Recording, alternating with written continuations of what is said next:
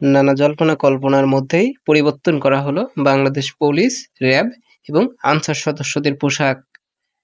গত ২০শে জানুয়ারি পরিবর্তন করা হয় বাংলাদেশ পুলিশ, আনসার ও র্যাবের এই পোশাকগুলো। এই পোশাকগুলোর মধ্যে বেছে নেওয়া হয় ৩টি রং। ১৮টি পোশাকের ডিজাইন ধরনের মধ্য থেকে লটারির মাধ্যমে বেছে নেওয়া হয় এই ৩টি রংকে। এই ৩টি রং দেখেই বাংলাদেশের মানুষ বিভিন্ন কমেন্ট এবং পোস্টের মাধ্যমে যা জানতে পারা যায়, তারা হেসে উল্লাস করছেন।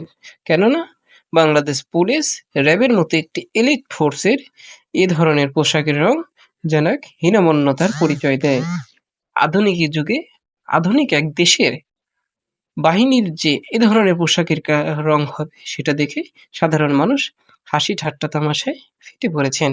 কেননা র্যাব একটি এলিট ফোর্স, যার পোশাকের ধরন যদি হয় পুলিশের ১৯৯০ সালের ড্রেসের মতো, এখানে দেখা যাচ্ছে কিছু সিকিউরিটি গার্ডের পোশাকের রং, যা ভিন্ন দেশের সিকিউরিটি গার্ডের পোশাকের ধরনও এর থেকে আরো উন্নত রঙের হয়ে থাকে।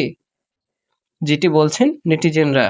ফেসবুক পোস্ট এবং বিভিন্ন ধরনের কমেন্ট থেকে বলা যায় সত্যি, যারা পোশাকের রং নির্ধারণ করেছেন তাদের রুচির অভাব রয়েছে।